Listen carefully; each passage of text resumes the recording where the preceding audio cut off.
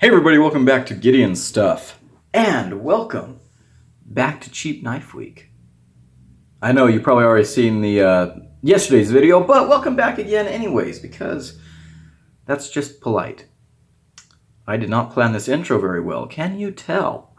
Today we're taking a look at one of the kind of goofiest knives that has come out recently. I remember when this came out, I think I first saw it on Cutlery Lover or Frankie and Bird, and I was like, ooh, I want to find one of those, and so I did.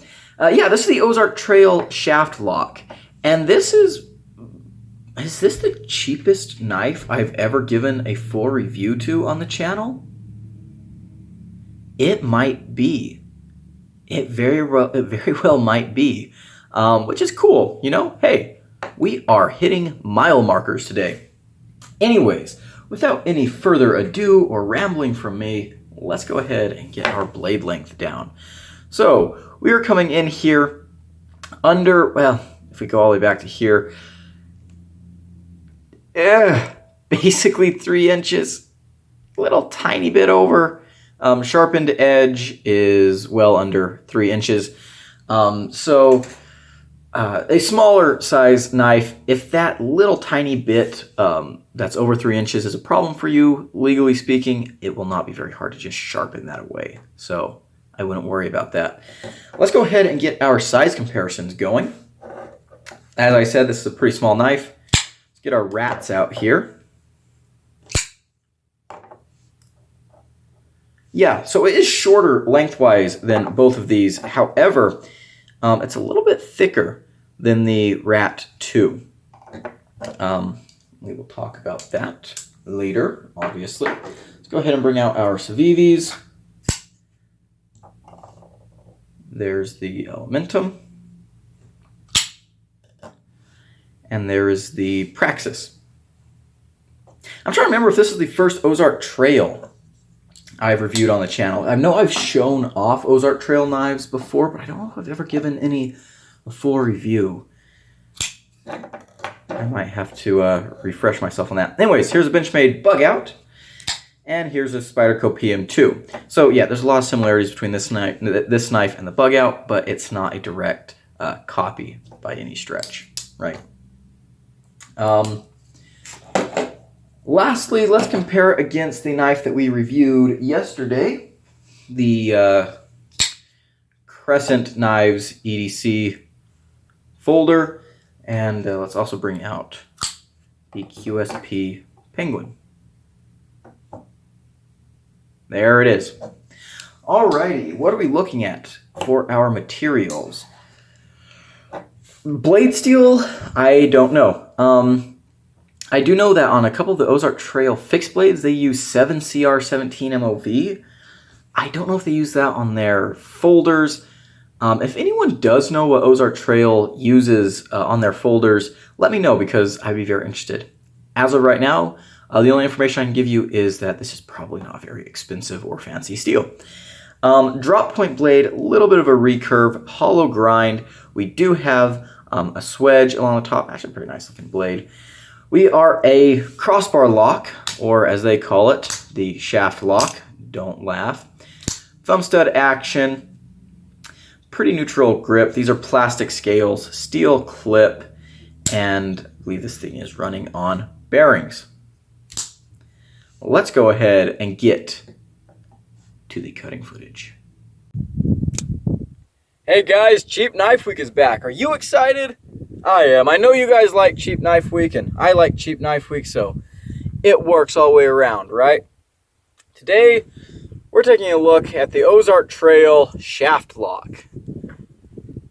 And in my quest to bring you guys the best content I possibly can, I went driving today, looking for a good spot to do review cutting. Went down this little back road. Came down here quite a little ways and realized, you know what? I don't want to keep going too much further in case something goes wrong. But I think we found an alright spot. Not the best scenery, I'll be honest.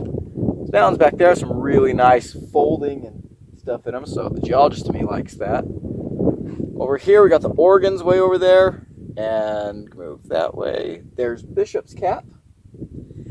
And then if we go this way, those are the Franklins. So that's Texas, just within spitting distance. So, good enough scenery, right? Okay, so the infamous shaft lock. Let's talk about it. Let's start off with the ergonomic. Actually, let's start off with the action. It's actually pretty dang good, especially for a $5 knife. Crossbar lock. Ouch! Did you hear my fingers pop there? Guess I was overdue. Let's try that again. Why can I not get that? What's wrong with me today? Come on. There we go. I don't like the thumb studs for the reverse flick. They don't work too good for me. Usually I can do better than this, though. What the? I don't know. I don't like the thumb studs, especially for the reverse flick, but the action, it works out pretty nicely in most other regards. It's not going to be the best crossbar lock you've ever handled, but come on. What are you expecting for $5? Temper your expectations. Let's go ahead and talk about the ergonomics. Actually feels pretty good in the hand. The ergonomics are pretty much as neutral as you can get, just a swoop. And kind of the same thing on the top. It gives you something to hold on to. You don't have anything protecting your finger from rolling up on the edge, but I mean, come on. We're all big boys who have used knives before. We know how to index a blade, right? Gives you enough to hold on to. The scales are slightly contoured. I do feel the clip. And I can feel these liners in here, but again, $5 knife, the ergonomics work out pretty good. Let's talk about the carry. The clip is non-reversible, which is a missed opportunity because otherwise this knife is completely ambidextrous. The clip itself is kind of a basic design. It is recessed into the scales, although the screws are not flat. In the pocket, it works really nicely. Get my hand down in there, tucks away pretty good. The button screws don't really cause a problem, and you know, honestly, this clip is actually pretty dang nice. So that's good to see. Do you wish it was reversible? And I mean, it's not the prettiest clip, but you know, who cares about looks, right? Okay, let's go ahead and do some cutting. We have a very classic drop point blade here. Nice swedge along the top. We do have a little bit of a recurve, hollow grind. The sharpening on this was terrible, and as I've carried this, I've made sure not to resharpen it. I've wanted to just keep stropping it a little bit, keep that edge on there, because I do think that that sharpening is going to play a role in today's cut footage. The steel is who knows what. It might not even be steel, might be aluminum. I don't know. It has not held a very good edge. But let's go ahead and get some cutting done.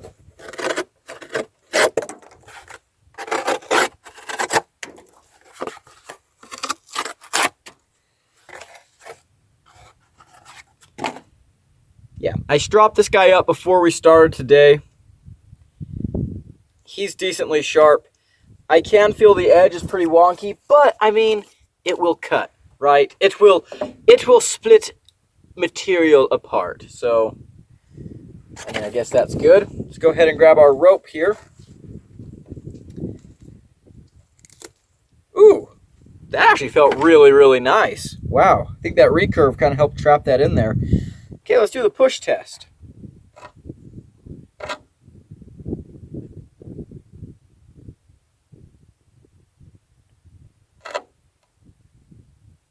What? What? Come on. No. No. What? Okay, this thing is not super robust behind the edge. Okay, you know what? We're going to grab another knife. Wait just a second. Okay, so cold steel knives usually do really good on the rope because they have very strong edges. Yeah, no surprises there. But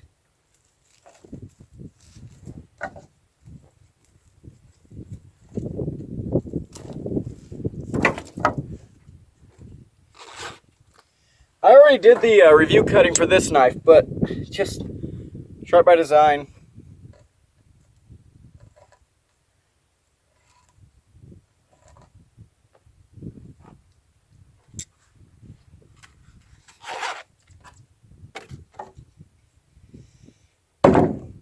Okay, whatever. Wow. Okay, you know what? Okay.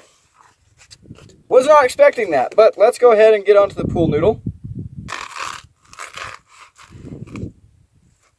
My goodness. We caught on the thumb studs a little bit, but that actually felt way nicer than it should have. What?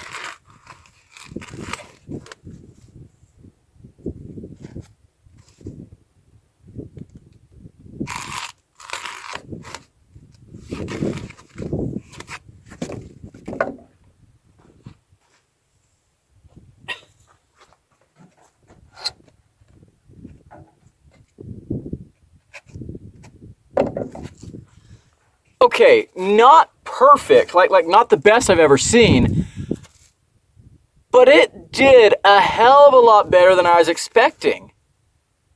I mean, we did cut, it did go wavy in a couple places. I could feel the edge geometry was a little bit off, but it bit in and it passed through really well, actually. All right, you know what? A surprise to be sure, but a welcome one. Let's go ahead and get back to the table, shall we? Alrighty, we're back. Ozark Trail shaft lock. Let's get into what I'm liking and not liking. Number one, I think the overall design is really good. This is a design that I think is going to appeal to a lot of people and it's just going to work. This knife, primarily, I don't think, a whole lot of enthusiasts are just going to go out to Walmart and buy one of these. A lot did because it's kind of a meme knife now.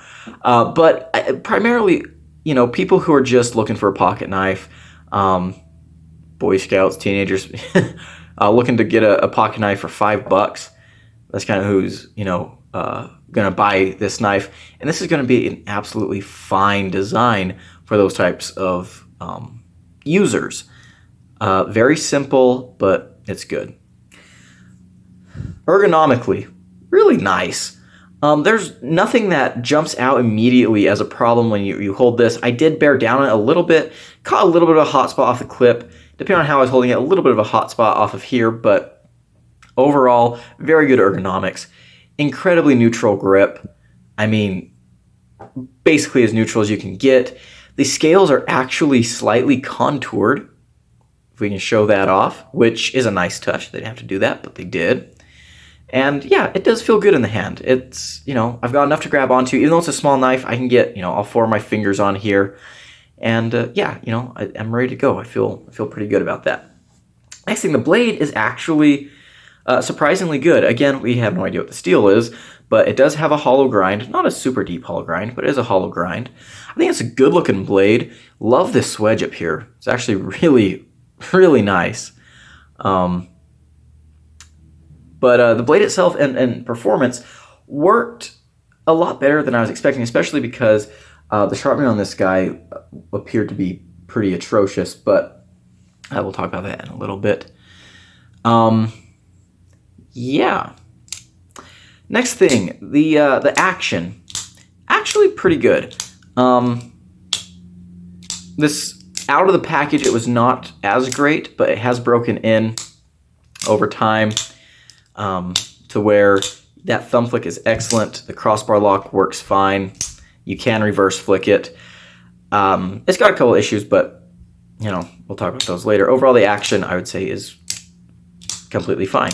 It is completely serviceable. Moving on to something else I like, the pocket clip. Most of the time, Ozark Trail does tip down carry. They did not here, and I think that was a really good choice. The clip itself is not bad either. It's inset to the scales. The screws are not flat, and that one looks like it needs to be screwed in a little bit more. But the tension is pretty good. In out of the pocket, it worked fine. So, if it works, you can't complain about it, right? Alrighty, moving on to some of the things that I dislike. I don't really like the thumb studs. They are not the best thumb studs. A little bit pokey, a little bit painful, but I mean, they're serviceable, so, you know, it's not a huge deal.